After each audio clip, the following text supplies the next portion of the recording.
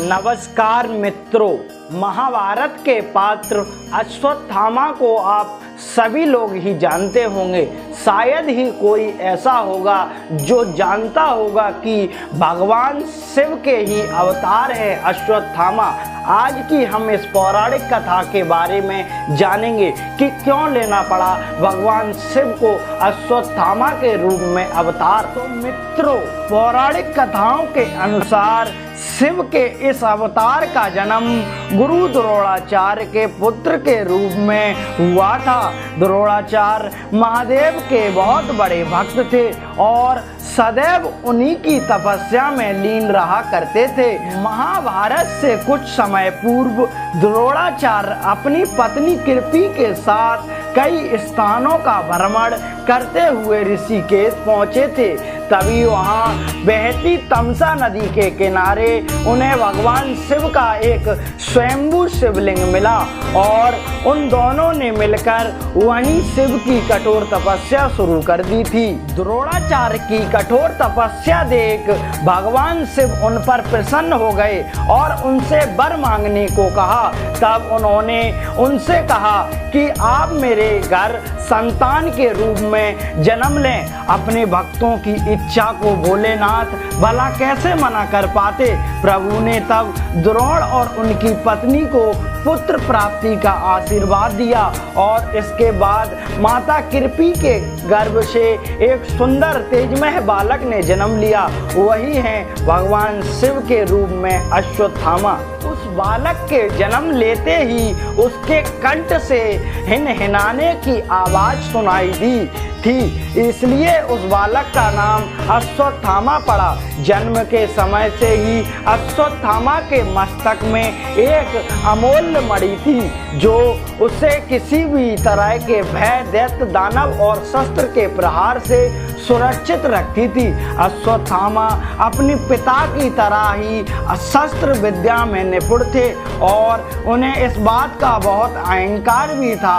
महाभारत के युद्ध के समय जब गुरु द्रोणाचार्य ने कौरवों के साथ देने का निश्चय किया तो उनके साथ अश्वत्थामा भी कौरवों के पक्ष में युद्ध किया था। पिता और पुत्र की ऐसी जोड़ी देखकर पांडवों का कौरवों से जीतना लगभग असंभव हो गया था।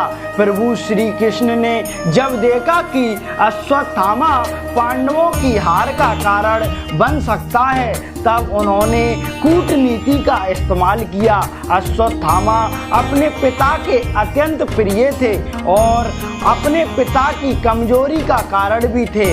इसी मौके का फायदा उठाते हुए श्री कृष्ण ने द्रोणाचार्य तक अश्वत्थामा की मृत्यु की झूठी खबर पहुंचाई ताकि द्रोण कमजोर पड़ जाएं और हुआ भी ऐसा ही। जब महाभारत का युद्ध पांडव जीत गए तब इस बात को स्वीकार नहीं कर पाए अश्वत्थामा और उन्होंने पांडवों के पुत्रों का वध कर दिया। इस पर अत्यंत क्रोधित होकर अर्जुन उनका अंत करने के लिए अश्वत्थामा की ओर बढ़ने लगे। अर्जुन को अपनी तरफ आते हुए देख तब अश्वत्थामा ने उन पर ब्रह्मशिर नाम का एक अस्त्र का प्रयोग किया। अश्वत्थामा के इस अस्त्र को देखकर एक पल के लिए अर्जुन चौंक गए और उन्होंने अपने सारथी प्रभु श्री कृष्ण से इसका उपाय पूछा। इस पर श्री कृष्ण ने उन्हें बताया कि ब्रह्मशिर के बहुत घातक अस्त्र है और इससे अगर कोई रक्षा कर सकता है तो वह स्वयं महादेव हैं। श्री कृष्ण की बात सुनकर तब अर्जुन ने महादेव का ध्यान किया और उनका दिया हुआ शैवास्त्र अस्त्र चलाया जिससे ब्रह्मशिर का प्रभाव कम हो गया। तब श्री कृष्ण ने पांडवों को अश्वत्थामा जैसे ज्ञानी का आशीर्वाद लेने के लिए कहा और पांडवों ने भी वैसा ही किया।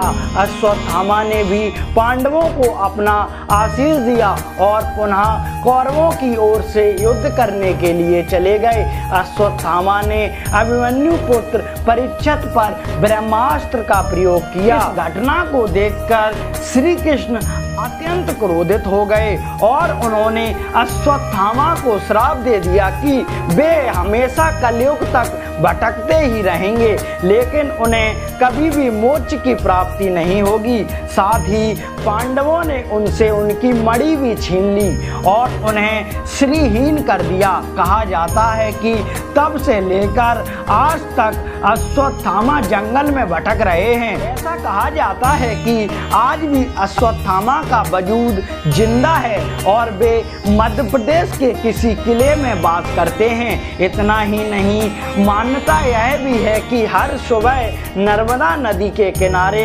अश्वत्थामा महादेव की पूजा अर्चना करते हैं। कुछ जगह पर तो ऐसी मान्यता भी है कि हर सुबह अश्वत्थामा भगवान के खैरेश्वर रूप की पूजा करने और उन्हें सफेद फूल चढ़ाने के लिए उनके मंदिर जाते हैं। भगवान शिव के अवतार अश्वत्थामा अवतार से हमें यह सीख मिलती है कि चाहे साधारण मनुष्य हो या भगवान, सभी को अपने कर्म का फल भोगना ही पड़ता है। तो यह थी भगवान शिव के अश्वत्थामा अवतार के बारे में पौराणिक कथा।